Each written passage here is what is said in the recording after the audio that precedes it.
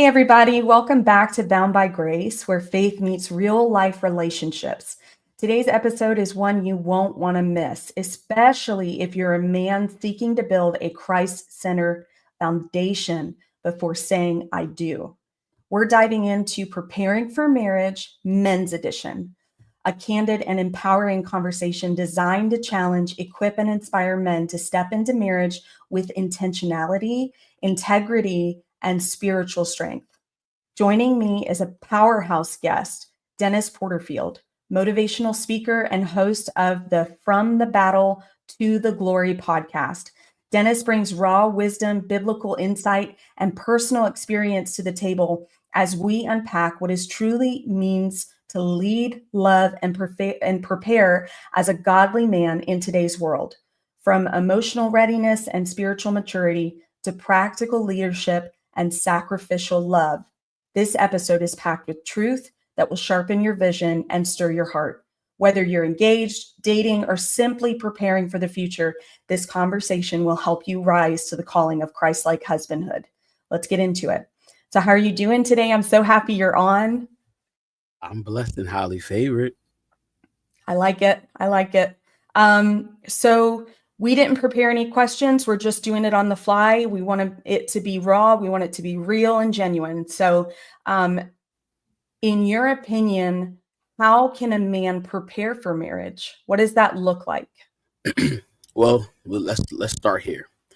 The first thing is the most important, and that's having a relationship with Christ. And the Thank reason you. why it is because he is the director and the order of your steps. And he teaches you in the word how to be a humble, a peaceful man. Mhm. It comes with a great responsibility. And so it's obedience, being real obedience to the word of God, regardless of what somebody may say. But when you really actually have that relationship, that's closeness, that intimacy with God, you'll understand how it is to love. And so that's the beginning part of it, learning how Yes. to love, having the unconditional love to an individual that you're going to share the rest of your life with. It comes with great obstacles because guess what? We always battle with the flesh, and the flesh comes from a desire that as time grows on, what you put into your heart. And that's why God should be the center of your relationship. And as you have God ordering your steps, guess what? Your relationship with people and then your future wife, it will have a strong foundation. It's not where you'll just get upset and then you'll be ready to give up. No, God has stability. God has direction for you as the individual. And so that's where it starts at right there, the relationship with Christ. And when you have a strong relationship, you'll have a strong relationship with people. And people will get, God said in his word, iron sharpens iron. So you have to be around people that's going to encourage you, that's going to pour into your life to give you help you with the direction, because God will use some people that's around in your circle to guide you, help you through the rough times, through the difficult decision making, because God will use those people that's around you, that's supposed to be around you, and help you build that foundation. It Guess what? You don't see one man building a house. It's multiple people because they have different jobs for the building of the house. And so as I say building of the house, I'm talking about that relationship, and God will put the right people so you can have a strong foundation. That's the Yes, I beginning. completely agree. I cannot um I cannot make this more apparent.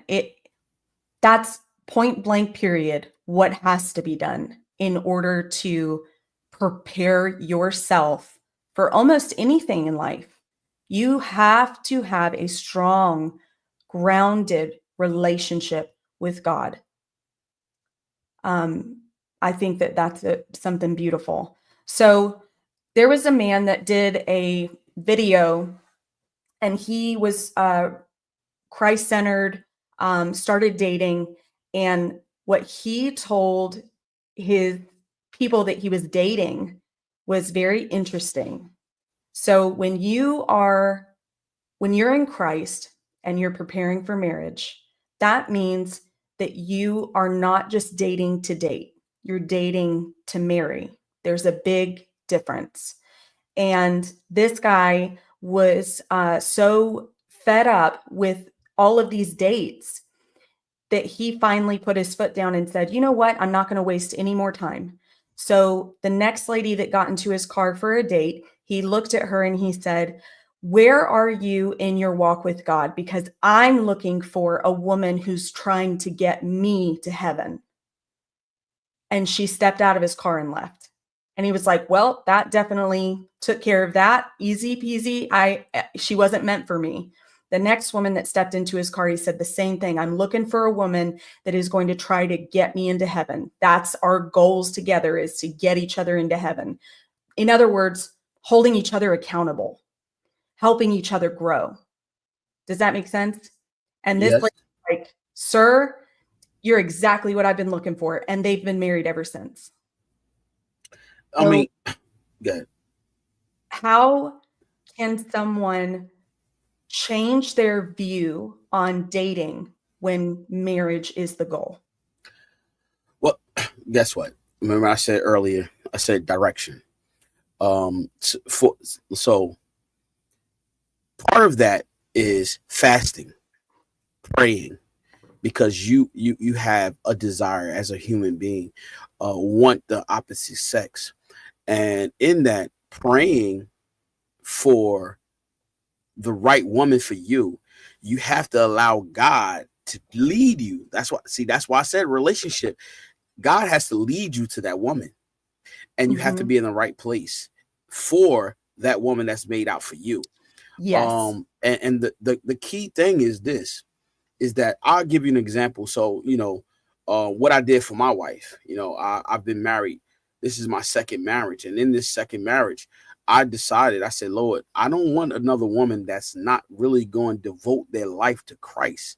I really want a woman that's going to seek out God's face. I really want a woman that's going to love him so much that she loves me the way she's supposed to love me.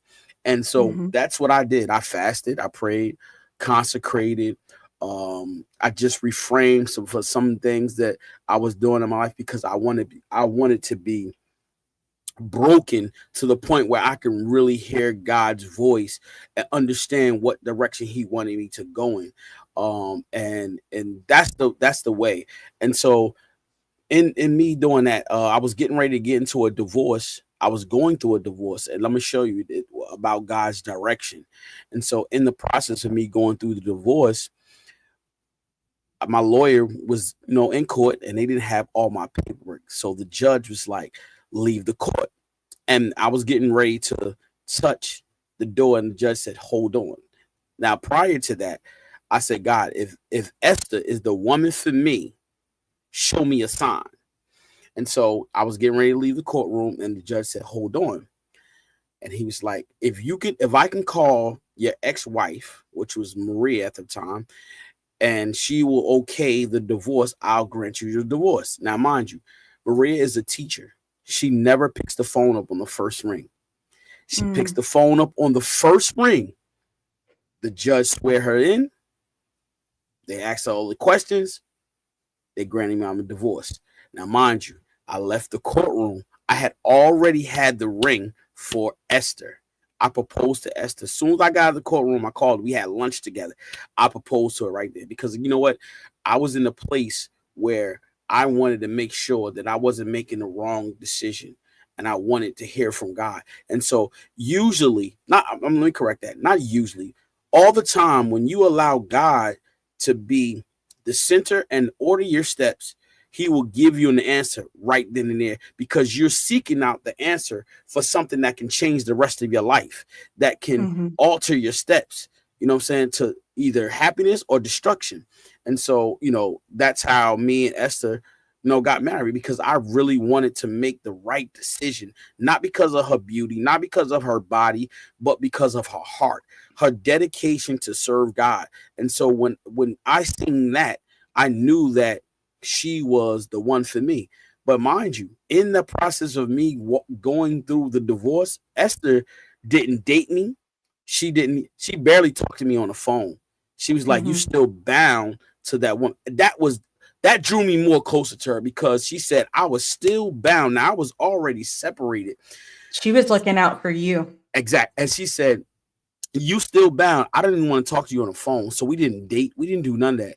And so we are Mhm. 6 years in our marriage right now. And so we are dating. We're going through things right now. Not bad Yeah. things, but we're going through, we're learning each other. Mhm. And it's a process, it's a journey. But that's what it is supposed to look like. And when you allow, listen, just imagine you're being blind and you can't see. You can't even figure out what steps to make. And that's where your faith comes in truly for God. And God he will lead you in the right path. He will lead you. Mhm. And so I ask people all the time, are you ready for marriage? And the reason why I ask you, because it takes work. It's Mhm. not something that's easy. Guess what? They're going to be they're going to be good days. They're going to be bad days.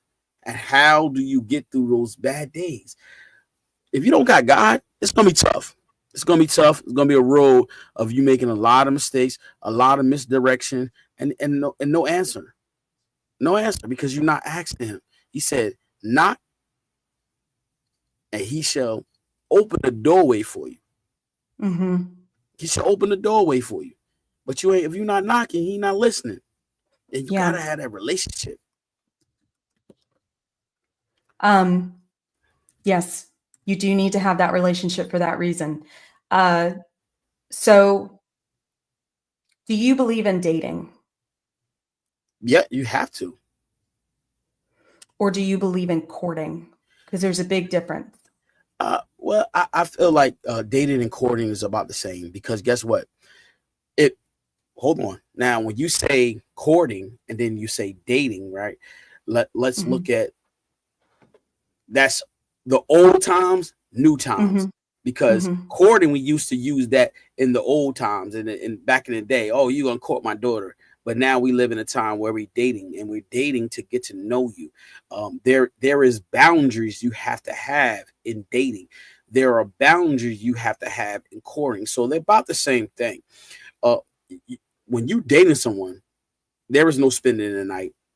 There's no sex. And I know we live in a time where some people say, look, I gotta test drive the car. No, it's no. Because now, guess what?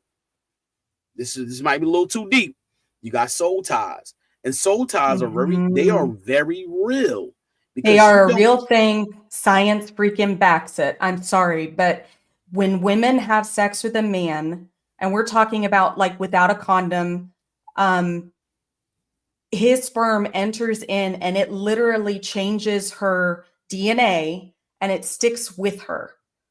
Um, so it is a very real thing physically, emotionally, and spiritually. just Amber, just think about this. If people don't believe that soul ties are real, just think about this. You never, when you go into a room and the room is full of toxicity, no happiness, no joy, it's all mad. That energy, that spirit jumps on you and now it gets you irritated, gets you Mhm. irritable, gets you upset because that spirit. So imagine two body fluids are connecting. If that person is not right, guess what? It becomes a part of you. That's why when we Mhm. have children, it is important to know that spouse because guess what? You don't know what they have endured that is going to pour on your children. Your Mhm. personality, your character, your Your uh, past trauma. past trauma, um, a generational curse, all of that Mhm. is put on you and that child as well as the man because you don't know. And so that's why it's important to know that person. That's why God has Yeah. to be in the center of it. Because guess what? When you got God, and some people say, oh, I don't, okay, that's cool. That's your thing. But when you got God in the center of it, guess what? It weaves all of that out. Solely it Mhm. weaves it out because now you're like, okay, you know what? I got to make sure he is worthy of being a father because a father comes with leadership. Are you Yes. worthy of being the leader? Are you worthy of being somebody that I can look up to? And I'm talking about from a woman's perspective. I can look up to you and say, I will follow you. That's why Mm-hmm. God has to be the foundation going into a dating, from dating to marriage, courting from to marriage. That's why it's important. You got to learn that person. And guess what? Now we talk. Let's talk about now. If you older, right? You older. Let's say you in your 30s, and you have multiple sex partners. Now you still have to renew your mind. And guess what? Those old, you have to, your flesh has to die daily, constantly. And so now those old ways, those old bad habits, you got to put away. You have to die to that. And so now when you walk in, when God, guess what? Your direction is totally different. Your move is totally different. Your Mm-hmm. attitude, your lens are different. And so, Mm-hmm. and that's why in dating, guess what? You have to be able to see the spirit that that person is carrying. Some people don't Yes. have discernment. Discernment Right. comes with that. And so that's why Mm-hmm. your relationship with Christ has to be strong so you can have that discernment. And some people don't have it. Some people, have the gift. And if you have it, you have to be able to discern the spirit that that woman is carrying. If That, she's, but you can also, let's say you don't have the spirit of discernment. That's not your godly gift, and you struggle with that. Um, you can pray that God closes that door, doesn't make it where you continue forward if that person isn't for you, if they're not going to be the person that you need. So that's one way that you can work around discernment. But yes, discernment is a very important thing in your spiritual life, not just in this, but also with finding friends. Um, you really want to have the spirit of discernment. So you can pray for that. If you feel like you don't have it, pray that God gives you that, gives you those lenses, as you say. Um, but if for some reason you're still iffy, pray that God closes that door if it's not one that's supposed to be open. right. And I promise you, He will. Be very, very careful and intentional with what you pray. Because if you ask for it, you better be ready for the consequences of it. And what I mean Exactly. by that as well is you can pray that God hides you from any and all people until He has prepared the heart of the person that He wants you to be with. So you might be lonely for a little bit, but remember, you're the one that prayed it. So the woman that I had on the old other podcast, Waiting for Marriage, she prayed that prayer. And Mm-hmm. God hid her away for 2 years. She said that she would usually get texts, she would usually get hit on. She said for 2 years straight, no texts, no phone calls, nobody hit on her. And she was like getting very, very lonely seeing everyone else in relationships. And then she kind of complained about it and she goes, "Wait a minute. That is what I prayed for." And then out of nowhere, 2 years later, someone came along and pursued her, and now they're together. She is still waiting for marriage, and he is respecting her boundaries. Both of them are waiting together. It's beautiful. The one thing, we talk about how to prepare for marriage. We The one thing you have to understand, listen, if you have any brokenness in your life, you have to be healed. That's Yeah. number one. You have to have the healing to understand what the word is telling you at that particular time, because we all have some type of trauma in our Mhm. lives, some type of hurt. Somebody hurt us to the point where we like, you know what, freak this. I'm gonna do what I'm gonna do. You know, Mhm. at the end of the, I did that. I went through that and I lost my virginity because I got angry and I said, "I'm just going to get it over with. I'm mad. Like I'm hurt, I'm mad, I'm angry.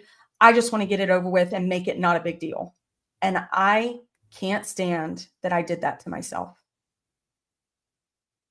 So I agree. You need to heal what's broken. That means you're going to have to be real. with yourself. You're going to have to Right. be honest with yourself. And that's going to take you sitting still and silent and letting the Spirit speak to you. It's going to make you uncomfortable, Yes. but that's where growth comes from. There's three things that I say that's more important than anything going in towards a marriage for me, and for men that's looking for true marriage and true love. One thing it has to be, you have to love God unconditionally. That's one. Number two, you have to love yourself, because if you Yes. could love yourself, you could love somebody else. And now I'm not talking about selfishness. Selfishness is not part of loving yourself, just being all about you. No, you have to be thoughtful. You have to have compassion, because sometimes when you good, you got to look at the next person. You got to make sure they okay. You got to when you see them sad, you got to have compassion enough to say, "Are you all right? You need anything?" And be real about it. And so that's the second thing. The third thing is you have to. I feel like a man that's going to look for marriage, and it depends on the circumstance, they have to have a good relationship with their earthly mother and father. Because you know why? Because that is the beginning, the start of your relationship outside of your personal. Your mother and father, if you have a good relationship with them, most likely 9 times out of 10, you'll have a good relationship with other people. But there are stipulations that's out there that some people do not have a good relationship with their mother or their father. I'm not talking about that. I'm talking about some just regular, normal, people have a good relationship, because you can have a mother or father that's an alcoholic, do drugs. That's something different. I and you, Amber, can understand that you might not have a really good relationship with them because of those, those problems, those issues. But if you just have a mother and father that have some other personal issues, but you still have a good relationship with them, that's the start of having a good relationship with your future wife or husband. That's the start of it, right there. Being able to communicate with them, even in the midst of saying, "Mom, Dad, you did everything you could, and I appreciate it." I think that's great. That's the start. If not your parents, your grandparents, having that type of relationship is important too, because guess what? That's your foundation, as well as having a relationship with God. Those are your foundation, of going into a relationship with other people. Are you a people's person? Are you a person that's personal? And those are the things you got to look at, because guess what? Marriage, my wife is not like me. I'm a people's person. I'm always talking, having good time, laughing, encouraging, and doing this. My wife's not, right? And I say to her, I said, "Babe, when I'm out there speaking to people, you can't be shy. You got to be, speaking to them, because you know why?" And why I say that is because, listen, when I'm talking and I'm moving around and I'm interacting with people, and she's just sitting there, this is an experience. You know what they say? "Oh, Chef, what's wrong with your wife? She don't like talking to nobody." And so it puts them in a place where, I guess I won't talk to her. No, you got to be open. We in this ministry, and we have to be able to navigate when you go into those spaces where you're talking to people and having a conversation. You got to get to know them, because guess what? That's your opportunity to minister. If not minister, evangelize to them, have a conversation with them, get to know them. And because guess what? Every opportunity you get, or you have a chance to speak the word of God, you should take it. And of course, be spirit led, of course. But just think about it. The enemy always have an opportunity. Always and have he takes those opportunities. Exactly. And so why can't we, as believers and as followers of Jesus Christ, don't take those opportunities? Because you know what? One, a person could be shy and not into just talking to people. And that shows a lot about us Christians, a lot about us believers, is being able to navigate in every circumstance, every situation. And that I mean, all, if you are one of those shy people, the other route you can take is just mirror Christ. You can do a lot just with how you act. So I really think that that's why it's so important that we are constantly evolving our relationship with God. We're constantly trying to do better than we did yesterday. We're constantly trying to get our mind right, our thoughts positive, so that way we can mirror Him, because that's really what it's about. If you're a shy person, instead of having to be like, "Oh, have you met Jesus?" Have you know? And if that makes you nervous, just mirror Christ. Make sure that you use the power of your tongue in conversations for good. Ambra, that was good what you said. You know why? Because guess what? Me and you may know this, but most people that do not know this, that when you stand for Christ, there are a lot of people that can see it, because you know what they say? Something's different about Amber. I They see it, do. because you Yes. can see the spirit of a Yes. person, their body language, how they talk. You were like, wait a minute, How something they ain't right about treat you. that too. You can see all that. And so it's amazing how, some people say don't give the enemy power. No, but guess what? He can see who he can test. Doesn't it say in the word that he seeks who he may devour? Mhm. He got to find you, because when Yep. you stand in the light, he can't see you. It's so bright. You be like, Mhm. oh my goodness, you blinded him. He like, Mhm. I can't see Amber. Where you at, Amber? Can't see you because I, I'm just think about it. It's got to be visual. That's the visual cortex of your brain, Yeah. and the enemy can't see that because your light is so bright that he cannot see you, and that's walking in the purpose of God for your life, Yeah. I and totally agree. that's part of when we talk about marriage. That's part of having a successful marriage, Mhm. having a successful relationship, because part of your marriage is having a good relationship with your wife or your Yes. future wife, being able to communicate, being transparent, Yes. not just saying, oh, you know what, you're beautiful, you're nice to me. Okay, Mhm. let's get to the point where it's tough, it's rough. Now, are you still gonna be nice to me? Like me and my wife, we don't argue.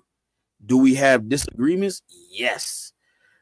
Do she always see eye to eye? No. Do I see eye to Mhm. eye with her? No. But you know what? And I say this to people most of the time, well, all the time. I say, listen, the reason why we don't argue, some people say, I'm sorry, I gotta say this. Some people say it's healthy to argue. No, guess what? No, guess what? If you have a disagreement, you talk about it, and if it's not going, you come back to it. And guess what? Mhm. We come back with a clear mind, and we have a conversation. We don't argue. We Mhm. don't yell at each other. I don't curse. She don't curse. So it's not even in our DNA. But at the end of the day, Don't call names. no, No we don't name do none of that. calling. No, No. that hurts feelings. That's not who Christ is. He don't hurt your feelings. We don't even hit below the belt. Neither one of us. It's like I would say, I don't feel like talking about this right now. And she'd be like, okay. Yeah. But she'll say, we going to come back to it. And I said, all right, Mhm. today I don't want to. Some people say, oh, don't go to bed mad. I never go to bed mad. I'm not perfect. I said, listen, I understand that stress can kill you. I Mhm. understand that if you allow something to attack you that much, it can be harmful to you. So I just don't. I'll be like, listen, babe, I don't want to talk about it right now. We talk about it tomorrow. And look, Mhm. 6 years in, we have had some disagreements and no arguments. And I would Yeah, tell people, yeah, we've had moments where, yeah, we step away and we don't want to talk about it because it gets us riled up. I'm not mad at him. I'm frustrated that we're not on the same page, but I'm not mad at him. So that's, I think, when I say don't go to bed angry, that's what I mean. I don't mean you've got to fix it all tonight. You know what I mean? You don't have to mhm, fix it all tonight. but you ensure that you are not holding ill feelings towards your spouse before you go to bed. And the reason I think that should be is because you never know if God's going to bless you with another day. And you really don't want to leave your relationship in a way that you're going to regret, because anger is in the moment. It's not lifetime. And you will regret it if you go to bed angry. But in regards to what you were saying, that you come back to it and you don't argue, even though people say it's healthy, you have discussions.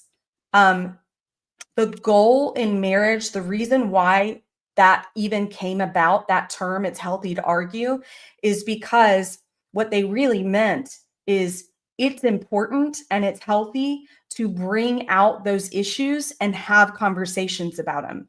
We're not talking about down, drag out, we're going to yell at each other. That's not healthy. That's not stability. And that can create more trauma in your relationship. So you need to have in mind every single time you have a disagreement, what your goal is. And if you need to state the goal here is to have a healthy marriage and for us to come to terms, even if it's meeting halfway. But both of you should have that goal. You're not fighting against each other. You're fighting for your marriage. You're fighting for one another. Oh, you good? Oh, went down the wrong pipe. Yeah. Oh my goodness. Yeah, I've done that. Oh. You need a minute? All right. Okay. I'm sorry. Ooh. That's all right. Ooh. So Okay, that's what I mean. You need to have the same mindset, same goals. You're not there to hurt each other and you're not there to win. You're there to ensure that you're making sure that your marriage is secure, healthy, and that there's always love in it. And you're fighting to compromise. You're fighting to figure out what the issue is, because you never want to fight one another. I just want to add to this, to prepare for marriage. Yeah. So for the young generation, the first thing is going to be the difficult thing for them is to practicing purity. Mm-hmm. Okay. That is hard to do in this just new generation because they think sex is, just for pleasure at the time, right? So you got to understand that practicing purity is important. And as you get older, practicing purity is important too, because guess what? You know what? God just put this in my spirit. When you practice that, you begin to learn how to be disciplined. And discipline is something that is a struggle for people. Being disciplined and being obedient. And some people misuse the word obedient.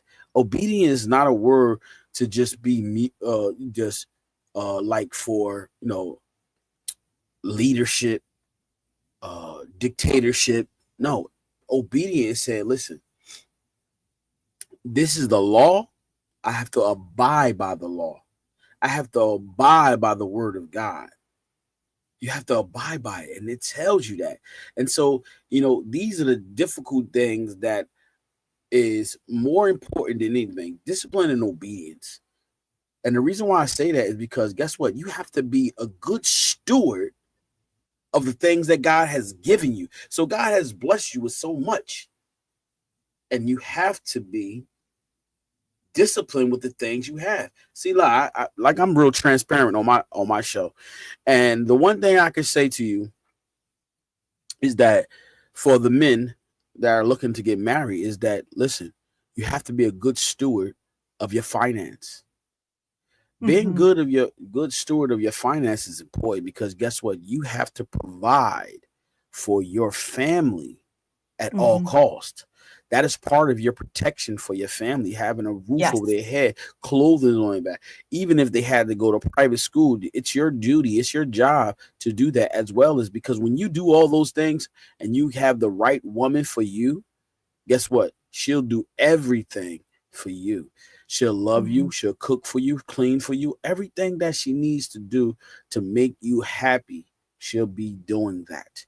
And that's why it's God says being a good steward of the things he has given you. And that's part of looking to be a husband. You have to be a good steward because finance is something that can ruin your marriage. It can Mm-hmm. ruin your relationship because you're not being a good steward of that. And so that is the most important thing too, as well as going into a marriage, being a good steward. Because guess what? In being a good steward, you know how to manage, not just finance. You know how to manage. Just Mm-hmm. being a good manager. Watch this.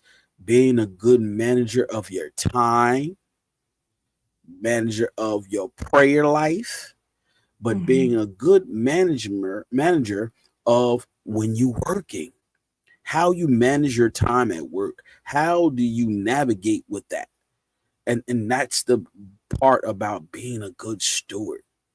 That is part of it. And God requires us to be a good steward. Look, I'm a big spender.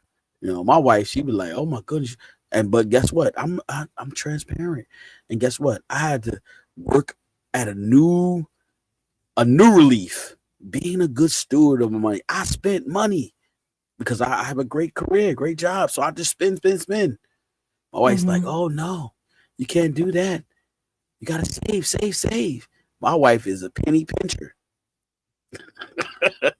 But that is a good thing. But guess what? We work in it.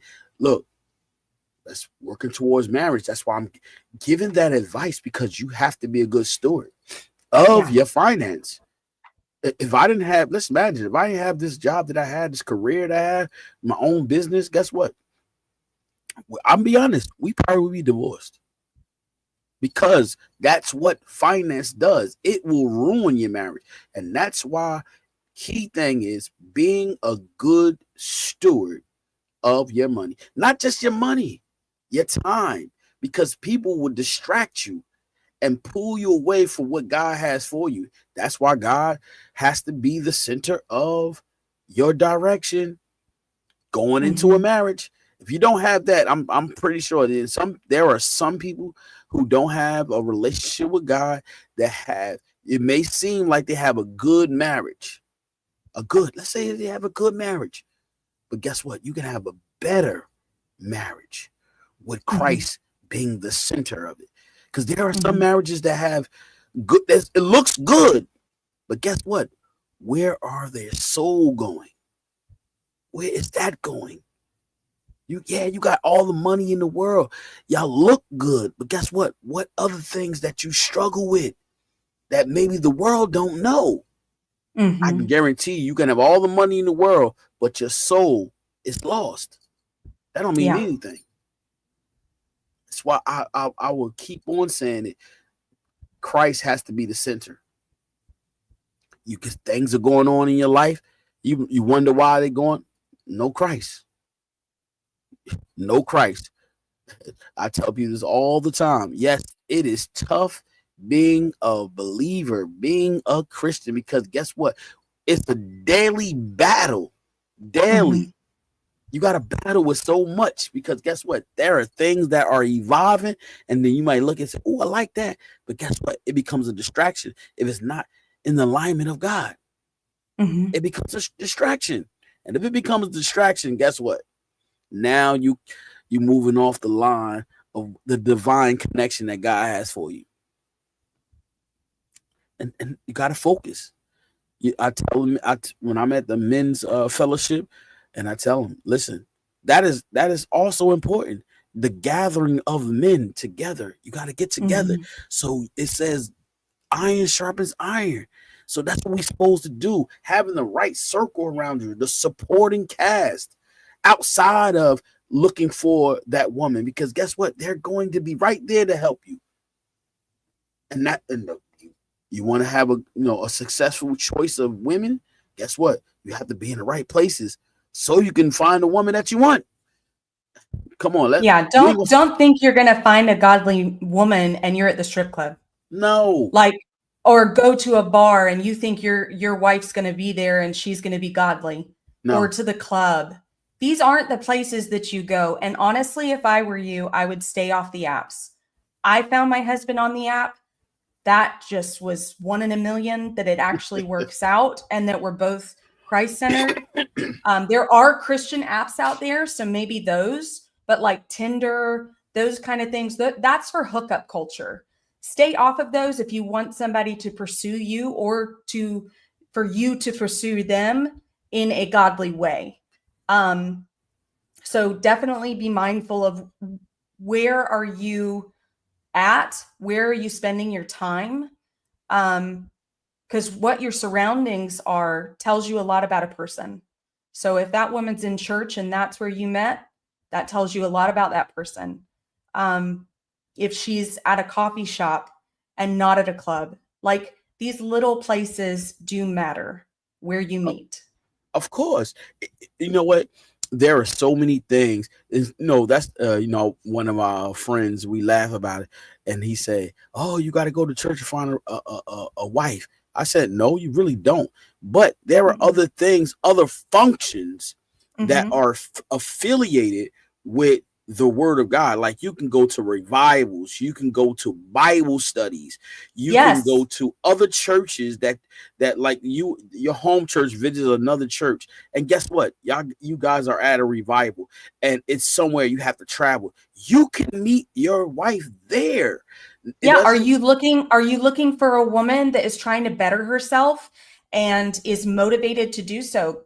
Go to one of those like TED Talks or a speaking event that resonates with you and mingle with the people there. You may find your wife in that setting, and she just so happens to have the same goals as you. So you really want to look at where you're at. Exactly. That's how you're going to meet them. Like you said earlier, I met, my wife through a Christian app as well. But I had some bad experience with it too now. So, I was like, oh man, I almost gave up. But like I said, it was the divine connection with me and my wife. You know what I'm saying? She was perfect for me because I'm still like I said, I'm a people's person. I have a lot of people I talk with, mingle with. And to be honest with you, some of them are not Christians. I always talk to them time to time. I don't like, oh, you got this. No, I don't do that. Guess what? They see me for who I am. I see them and I always encourage them. And because guess what? I allow God to use me to encourage them. In no shape or form, not ever look at them and judge them. And see, and guess what? That's my opportunity. I got this young man at my job, and when I tell you he don't believe in, he's married. He don't believe in God. But I do not constantly when the time is right, we talk about it. And I tell him, I say, yo, it's something different. You're going to see life going to be different for you. Your heart is going to change. Your outlook changes. Everything. And you guess what? You're going to love more. You wonder why I'm always hugging. I'm always like, oh, give me a hug. And they can feel the love that I have for them. You know why? Because they feel it. They say, you know what? Chef he on the money, man. I like him because of my spirit, because of the way I carry myself. And so time after time, that's what I do. And that is part of your journey on going towards marriage. That is the key thing. I'm gonna keep on stressing that. It's the relationship. The relationship. Guess what? Can it be intimate? You got to have the intimacy, because guess what? When you by yourself and you praying, guess what? God hear you. It's just you and him. He hears you. He hears your heart, not the words that is coming out your mouth, but your heart. Are you ready? You got to be prepared and ready for marriage. And how do we do that? Like I always say, and I'm going to keep on saying, the direction you have to have is listening and obeying God. Mhm. That's key. That's the and some people are like, well, you know what? I'm not gonna live for God right now. I'm gonna find me a wife. Okay, you can. Guess what? Mhm. How is that marriage going to be? You wanna ask people that have successful marriages? I guarantee you, most of the time, they are living for God. They're living Mhm. for God, and I'm talking about solely. They're not just pretending. They're really living for God. And guess what? They've been married for a long time. A long That doesn't time. mean they don't go through it. Of Listen, there's course. ups and downs in marriages. It's not perfection. It is a constant realization that I'm not going to be the same person in 10 years, and neither are you, but I'm choosing you. I want to grow with you. So I'm going to continue to foster an intimate relationship with you and ensure that we are always growing together.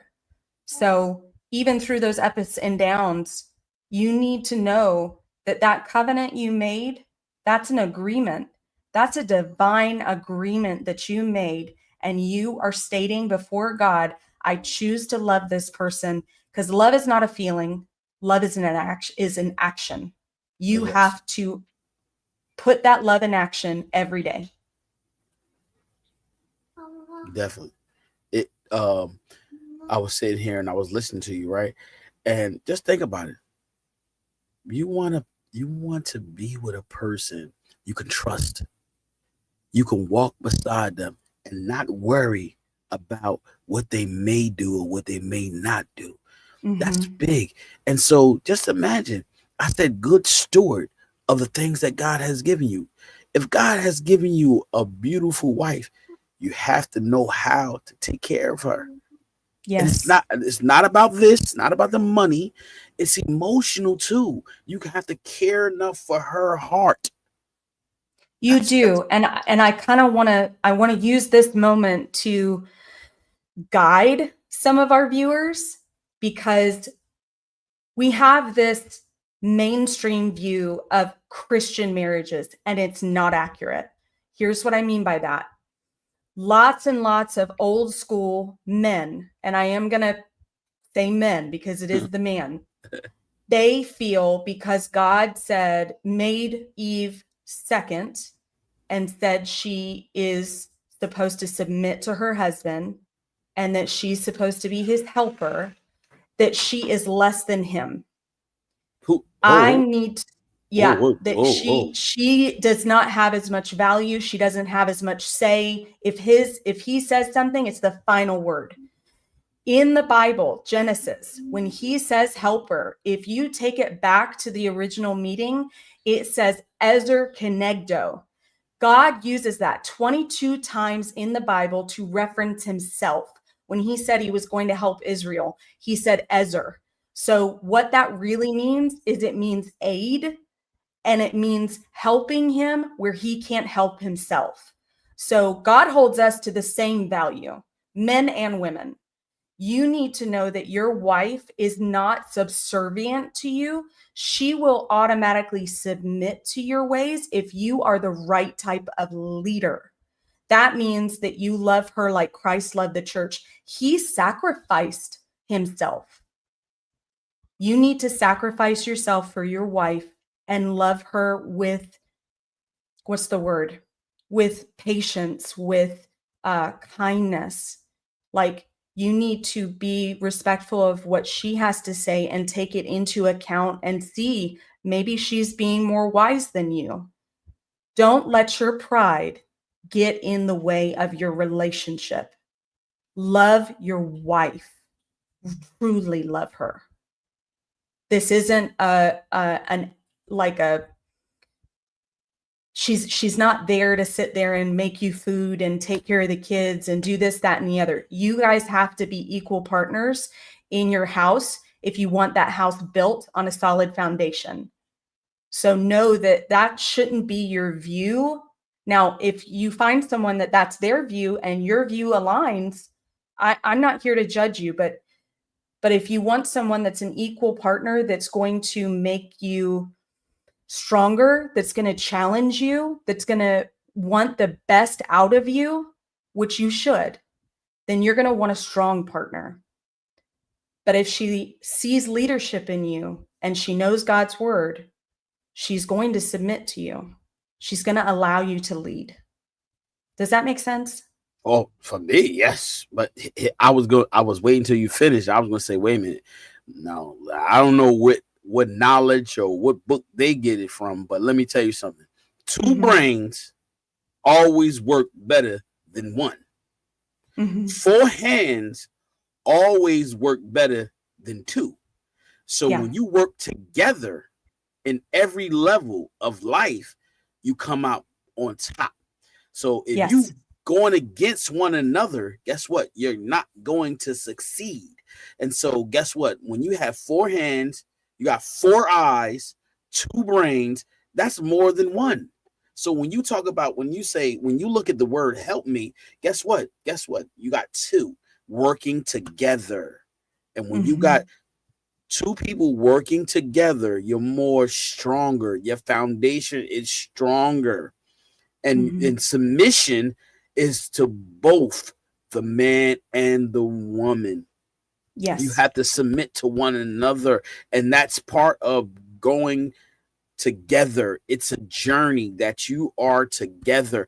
Guess what? When you walk down the street, guess what? Your wife is on the side of you holding hands together. It's a journey together. And that's what it is, togetherness. And that's what makes it stronger. You working together. Guess what? You have to find the common ground so you can understand what it is that you guys are going to do. There is no, listen, the man may be the leader, but in leadership, guess what? You have to be humble. And that's key. That's a key component to being a leader. You have to be humble, because guess what? You are not always going to be right. God will use your wife to tell you something that you cannot see. He said, listen, use her and say, babe, this is what you need to do. Yes. Vice versa. I mean, that's part of the help me, because there are things that I have to make a decision, and my wife can come along and say, babe, I think if you do it like this, with a calm voice, and says, if you do it like this, I think, and see, women are special, because guess what? The right woman would say, not if you do it like this. He said, babe, I think if you do it like this, we'll come out better. It'll be better and beneficial for us. See, that's the love that the woman has for her husband and her man, is because guess what? She knows how to speak life into you, and it will come through you. So God, and she will treat you that way because you are treating her properly. It's reciprocated. Yes. And so it comes out. And that's why, listen, when you study the word, you understand it. And so like I said, I'm a leader. I don't have to tell my wife that. I don't have to get confirmation to her, because guess what? I'm going to protect her. I'm her protector. And in that, guess what? That's why the things that I say, it cannot be hurtful. Yep. I have to say it in a way that she receive it in love, receive it through God. Yep. And God is using me to lead. And guess what? If God is going to use me to lead my wife and my kids, guess what? I have to know how to say it. My delivery is the most important, because guess what? If I'm yelling at them and I'm cursing, I'm doing all this, they're not going to receive it. But if I'm saying it in love and they receive it in truth, guess what? They receive it better, because I'm delicate with it. I'm gentle with it, gentle in the point of me saying to them where they can understand it and receive it. And wouldn't you rather your children and your wife do things out of love for you, out of admiration for you, instead of out of fear for the consequences of what you might do? Yes. That's respect. That's not fear. But if you're one of those that you're like a dictator in your home because you were told you were the leader and you're not humble, you're getting fear. You're not getting respect. And you know what, Amber? Any man that says to his wife, he is the head, he has to rethink. He has to reorder his steps, because you know what?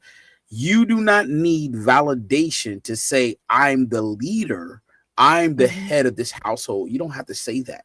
No, I, your actions should say it. that's it. Your actions. You I don't have to say that, you know. I and you know, my son, I talk to my son, and when I talk to him, I'm always listening to him because guess what? In listening, I understand him better. Mhm. And guess what? I always allow him to come to me for advice because he sees that I'm going to give him the best advice I'm supposed to give him. Mhm. Not how I feel. I want to give him direction because it's coming from God. And so my Yes. son is he's in college, he's getting ready to graduate, he's top of his class, he's doing excellent, right? And it's not and I'm gonna show you why I say this because he's young. He is living in the young generation and trying to look and find the right one for him. So when he get out of college, he'll have the right person. They're gonna grow together. So you know Mhm. that's why it's important for your children to see that in you, the leadership, to see that you know what this is a great man. I want to be like him as I get older and have my own marriage or my own Mhm. wife. You know, and that's the key to it. And that's why I always say the direction has to come from God. Yes. Without that, you're lost. Without having that direction, trust me, you may seem like it's all successful, but I guarantee you, when times get rough, that's when you're gonna need them the most, Mhm. and you don't have Mhm. them. If you don't have them, guess what? You just move. You just living. I was on a podcast, and the podcast title was "Time is Ticking." Are you living or you are existing? Mhm. And so I said, I'm living and existing. Why? I'm living because I'm living for God, but I'm existing for God as well. You know, I'm not Mhm. just living in life just to be living. I'm living him. Discipleship, kingdom building, you know, and so I exist for Christ. He's using me as the vessel. My body is the vessel that he's using. I'm doing it freely. I want to live for him. There's nothing that I'm supposed to fear not. Know that I am God. So in my direction, I say, God, lead me to the places you need me to go. Lead me to the people that I need to speak to. Mhm. And that's the thing. It's just like me and you. Look, it's a divine connection because guess what? I say, God, send the people that I need to connect with because I don't want to just Mhm. connect with just anybody. Lord, if the mission is you and your kingdom, send me to the right people. Yeah. Send the right Yeah. people because guess what? I can't do it. That's out of my control. I can go out there and say, I want you to come on my podcast. But guess what? They might not be ready. They might not be qualified Mhm. to speak for him. We are. We're living. We're living for Mhm. Christ. And we're doing it openly and proudly. And we understand that guess what? In this walk, there are going to be people that's not going to like us. We Oh, understand that. yeah. We got that. We know. And guess what? We still walking. We still walking in love. Still walking in peace, joy. We're doing it. Yeah. So we can basically say to prepare for marriage, you need to foster your relationship with Christ first, first and foremost. Secondly, you definitely want to pay attention with who you surround yourself with.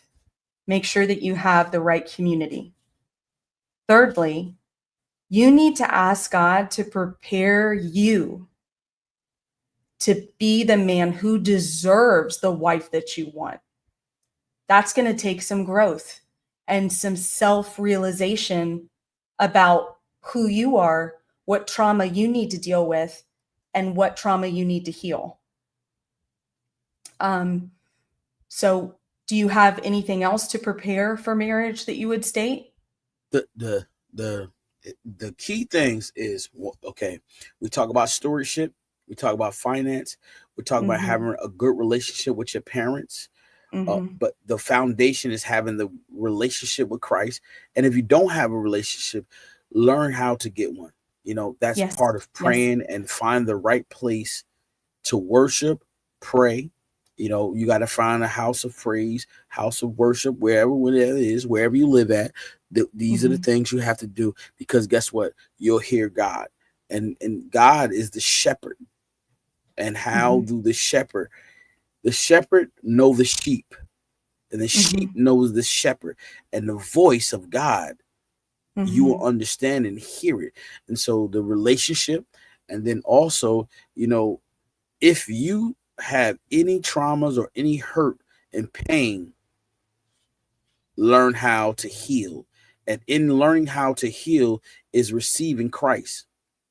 You have to learn how to die daily. And some people don't understand what that means. That means, your old ways, you have to put aside. You have to get rid of them. You have to wring out all of the sins. We're going to sin. Listen, it's not going to be easy. It's not a perfect life. We all sinners. We all are sinners. Yes. All of us. And we are not perfect. And that's the part about wringing it out daily, getting it out and say, Lord, forgive me. Listen, Lord, I ask you to guide my steps, order my steps, be my mouthpiece. Be my mouthpiece. And guess what? And God will start to work on you. And so what I'm leaving you with is working on your heart. Your heart is your posture. I say your heart is your posture because guess what? The things that you watch, the things that you listen to, it feeds your soul. It feeds your heart. And guess what? It begins a new desire. And when you have a desire to live for God, guess what? You see things differently. Yes, your heart is different. It's not the same anymore. Things don't get you upset. You don't get mad easily. You be like, you know what, Lord, just have your way. Let it be done. Lord, you deal with that. I can't deal with it. And that's the part, I'm stressing for people is that work on your heart, and that and you got to cleanse yourself, constantly cleansing yourself. And that requires allowing the right people to be around you. There's a song that says, Lord, build a fence around me. So in that song, it's saying build a fence around me, and that's your hedge of protection. The people around you become your protection as well as God. God will put that hedge of protection around you. Yes. So you won't be easily shaken. You won't be easily distracted because you have that protection around you. The people around you, always encouraging you, pouring into your life, as well as you reciprocating and pouring into their life. Yes, absolutely. You're adding value to their life, and they're adding. You're not taking anything. I've never said take. This isn't one of those that you do something quid pro quo. We're not looking to gain something off of someone else when we do things. You do it out of the grace that God has given you, and you mirror that. And it's a reciprocate. It's something that comes. It comes back to you. What you do in the atmosphere, it comes back to you. All the love that you give and you pouring out into people, guess what? They will pour back into you. It don't have to be those people that you're pouring into. Right. Somebody else will pour into you. And so when you're doing that, guess what? You're doing it with a loving heart and an unconditional, it comes back to you.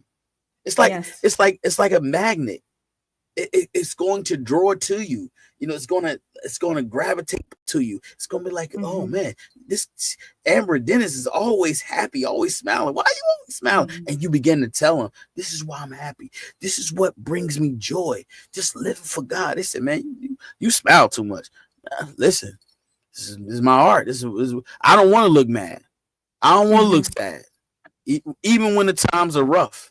I always said, death is something that most people have a problem with, and it's difficult with them. But you know what? Death is a part of life. You have to understand that it's nothing in this life that God does not allow, and it does not serve a purpose. Everything that happens in this life, whether it's politics, whatever it is, there is a purpose for it to be done. And God is the author of it. He's Alpha Omega. He does not let anything happen that's not supposed to happen. Understand that. God is the author. And guess what? When you understand that, you understand there's a purpose in everything, good and bad purpose. Yeah. And what that purpose is, it's up to you to allow God to reveal that to you. You have to allow God to reveal it to you. And if you allow God to reveal it to you, guess what? You'll say, Lord, thank you for revealing it to me, because I understand it now. I understand why you allow me to go through that. I understand why you took me through the storm and brought me out, because now I can see clearly. And this is a good spot. This is a good spot, because you're talking about God allowing things for a reason, for a purpose. If you ask God, and we're talking about preparing men for marriage, if you ask God to bring someone into your life at the time that you need them, and he brings you someone and that doesn't last, and it was only for a season, God knew that. And he was preparing you for who he really does have for you. He's bringing that person in to teach you and to get your heart ready for who he has for you. So always know there's always a purpose. You have to trust God, but be very careful. Don't think just because they came along that you should give them access to you.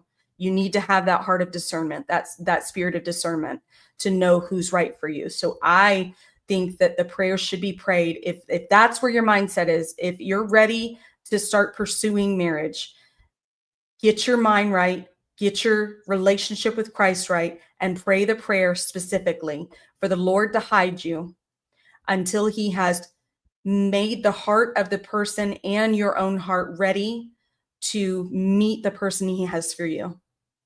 And then he'll bring that person along. Now, if you feel that you're ready, state, God, I hope you're preparing their hearts as you prepare mine, and just make a way. Have that person come into my life. Like, pray these prayers. God hears you, and he's going to make it happen. There is a purpose. Emma, let me ask you a question. What do you think is this? If you had a choice for the men to answer this question, what do you think is more important? To say, God, bring the wife to me that is supposed to be for me, or Lord, order my steps?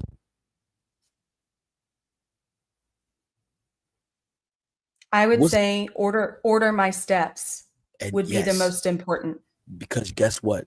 When you allow God to order your steps, right? He is the head of your direction, and you allow him to lead you to the places that you need to go. And guess what? I like that. When you allow him to do that, I guarantee you, 100%, when you allow him to do that, right? And you, and he, because guess what? He knows your heart already. He say, you are ready, and he will lead you to a place where your wife will be there. And guess what? You'll get into a conversation, and right then and there, you'll get confirmation. This is your wife. Yeah. This is the woman for you. Because guess what? There is something in her life that God will say to her, go and talk to Chef Dennis. I'm married. I'm using me because yeah. You know, go and speak to him. Your conversation would be so perfect and nice. And guess what? She'll begin to tell you what God told her, and then you'll say the thing, and you'll know right then and there that's nothing but God, because God ordered it. God said, this is who is meant for you. Yes. And when you allow God to do that, I guarantee you, in that journey, he will lead you to the person you need to be, because she's already there for you. God is already pruning her and getting her ready for you. Now, here's another question for you. Do you think for a man and a woman, there are multiple persons for you?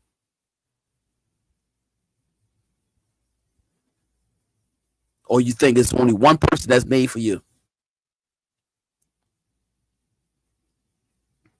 I think there's only one person made for you, but I think that God puts people in your life to prepare you. There's something that you need to go through, and it could be because you're not in obedience with God, and that trial and tribulation of going through it with this particular person is going to make you obedient to God. Like, so he's going to guide your steps after that. So I think that there's only one person that's truly made for you if you're in obedience to God. But when you're not in obedience to God, he can bring other people into your life for a season just to prepare you under fire and prepare your heart to be ready for your spouse. So there are some believers that did not marry their soulmate, but they married a person that I is am one of them. okay. So you do have more.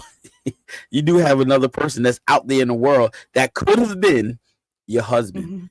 And that's why I Mhm. asked that question, because sometimes God still there are more women in the world than men. Mhm. And sometimes we don't marry our soulmate, but Mhm. we marry a person that is right for us. Mhm. You know, everybody has a soulmate, a soul that person is strictly just for you. But then there are some people that we marry, or couples that marry a person that's not their soulmate. But guess what? They are a divine connection that God allowed them to be together because they were right for each other. They were right for each other. You understand what I'm saying? Mhm. You look at some of the marriages back in the day. You see them been married for 30, 40 years, right? And you be like, well, how'd y'all do it? Oh, we endured. But they might have endured, but that doesn't mean that they were meant for each other. They just endured. They just went through it. Some people go through a marriage and say, you know what, I'm not going to divorce because they don't believe in divorce. And that's okay. But that doesn't mean that that person was meant for you. They just So endured. so you have a different view. I don't believe in soulmates. Here's why.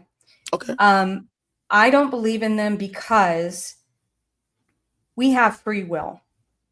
Yes, God is divine, and I'm not going to try and understand how he knows, but he knows what's going to happen. But I think that we have free will, and that guides our trajectory. If I turn and I start believing in Christ because of the things I went through, Mm-hmm. or for whatever reason, then the person that I'm going to be with may be a Christ follower as well. But if I had a lot of trauma in my life and I chose not to use that for good and I veer away from God, then that person that I'll end up with may not be a Christ follower. I think that there aren't soulmates. I think that God, if you are truly in relationship with God and you ask him to bring you someone that is meant for you, he's bringing you someone that you're going to build with. You both are going to learn together. They're going to bring out the best in you. And I think that it's because you're in obedience with God that he allows that person to be ready for you as well. So I think the people we end up with really have a lot to do with the decisions we've made in life, what we've been through, our past traumas, and they're a portion of our life because God's preparing our heart in a way that he needs us to be. If I didn't go through the marriage I went through prior to this one, I wouldn't know what real love was. I'm here with this man and I love him to the depths of my soul. But I also have made it where together we have a Christ-centered marriage. That wouldn't have happened if I didn't experience the marriage I did before without him. I think that it's in preparation for what God has for your life. If he's calling you to be something great, he's going to allow someone in your life to prepare your heart for that, to put you through certain trials, to prepare you for what he's going to call on you later.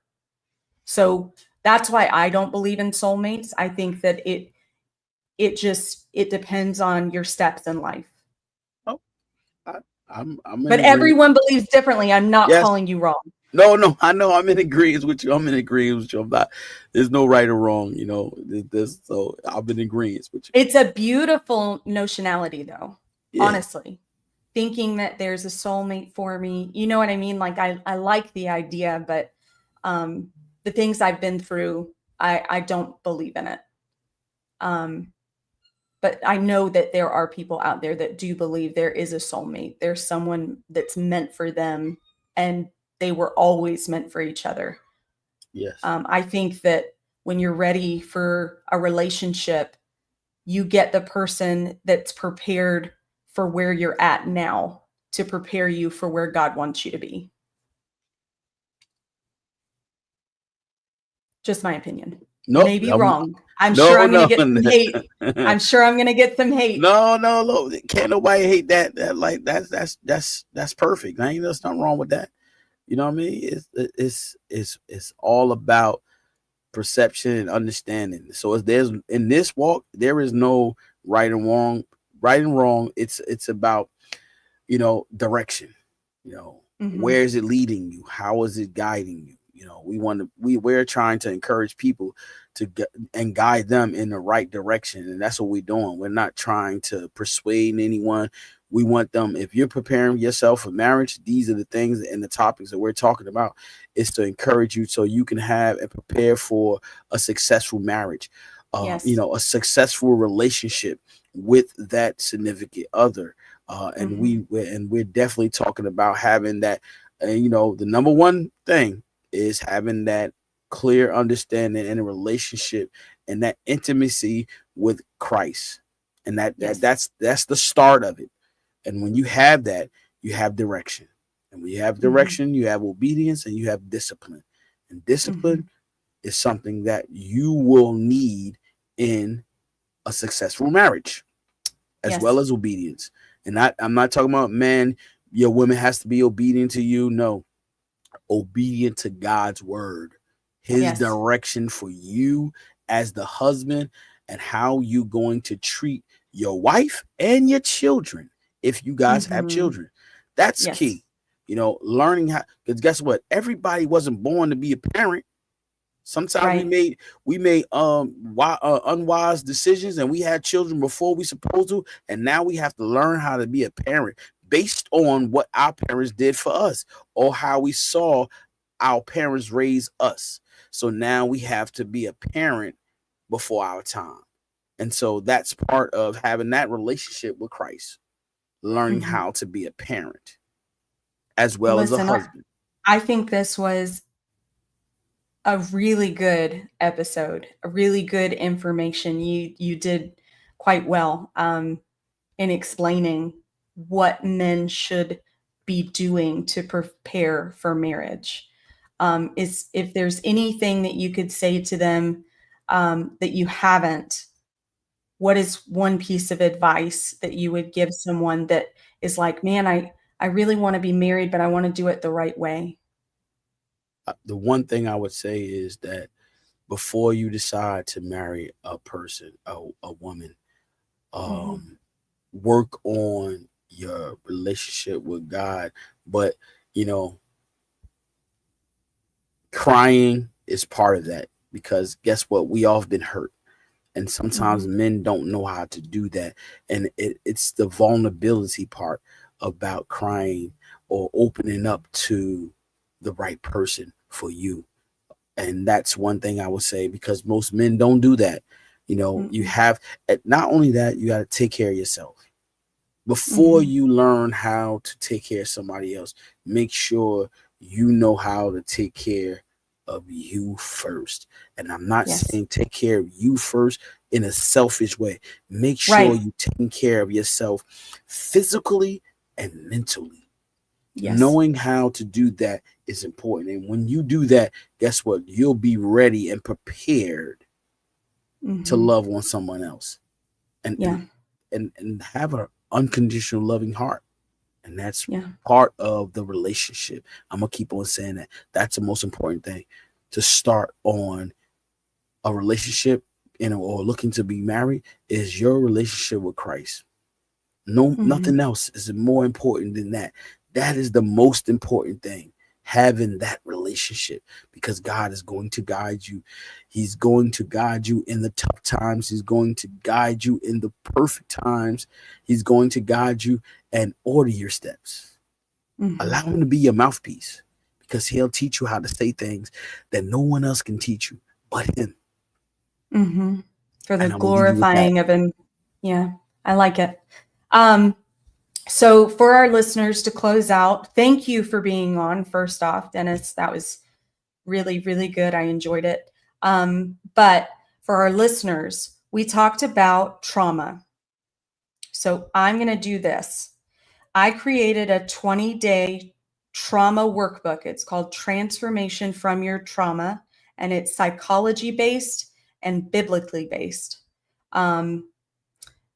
I have it on sale, but for the listeners of this podcast, if you go to boundbygracepodcast.com and go to the contact page, reach out to me through there and say, I was listening to your podcast with Dennis, and I would like the Transformation from Your Trauma workbook.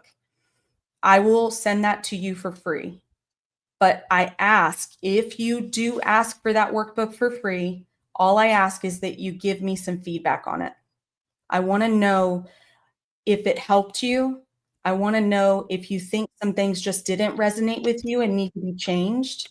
But I'm looking for feedback on that, and I would love for you guys to try that. I think it's going to be very transformative. All right. Thank you so much for being on, and to all of our listeners for tuning in.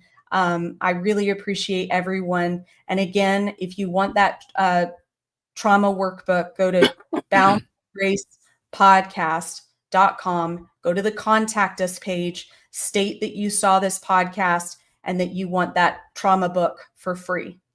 And I will send it to you. All right. Thank you so much again. And you guys have a wonderful day.